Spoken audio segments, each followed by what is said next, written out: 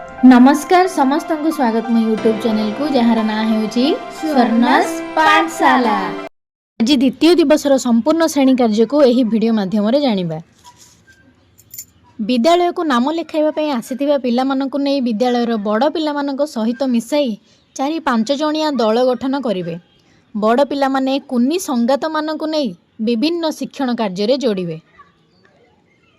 खेलघर stall बा खेलघर station रो प्रथम शिक्षण कार्य बा श्रेणी कार्य खोजिबा मिसाइबा। यार उद्देश्य होची भिन्न भिन्न आकृति गुडी को चिन्हिबे, दल रे पृथक करिवे एवं सजाइबे। 3टी बड़ आकृति को नमूना भावे अलग करी रखिबे।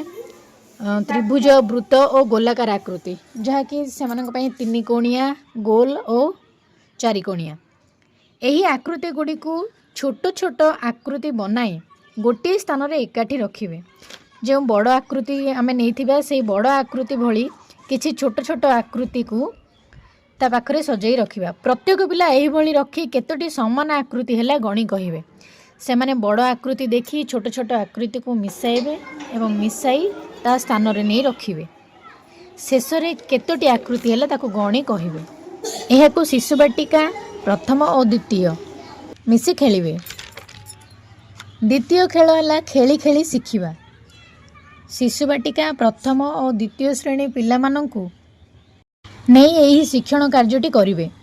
एहार उद्देश्य है सूक्ष्म मांसपेशी विकास होगा सह चक्षु और हाथर समन्वय रक्षार उन्नति होता है। जादू पेड़ी थिबा बोलिंग सेट को गोटे धाड़ी रे रखी पिला मानंकु बॉल दे बोलिंग सेट को गड़ाइबा पई कहिवे। जेपरि कि बॉल टी बाजी बोलिंग सेट र थिबा पिन तळे पड़िबो। केतोटी पिन तळे पड़िछि एवं केतोटी सीधा रहिछि गणना करी कहिवे। एहा सह बोलिंग सेट रे थिबा रंग चिन्हिबा पई मध्य कहिवे। तृतीय शिक्षण कार्य हेउछि पजल। एहा शिशु बाटिका और प्रथम श्रेणी मिसी खेलिवे। एहार उद्देश्य होछि खंड अंश वा समुदाय संपर्क को बुझिबे। समस्या समाधान दक्षतार विकास हेबो। प्रथमे शिक्षक पिलामानक सह मिसी प्रहेलीर समाधान करिवे और धारावाहिक भावे संपूर्ण करी देखाइबे। पिला माने 2 खंड पजल समाधान करिदेले अधिक खंड सहित पजल सेमानंको करिबाकू देबे।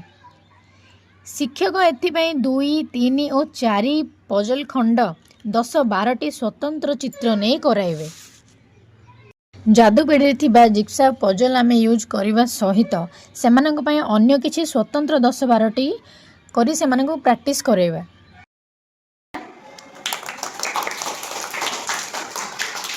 चतुर्थ शिक्षण कार्यर नाम हेउछि आकृति अनुसार सजाइबा। एही शिक्षण कार्यटी शिशु बाटिका और प्रथम श्रेणी रो पिला मानंकु नै करिवे। 2D आकृतिर गुण गुडी को पर्यवेक्षण करबा हेउछि एहार उद्देश्य। शिशु बाटिका और प्रथम श्रेणी पिला मानंक सहित आकृति अनुसार सजाइबा पई कार्य करिवे।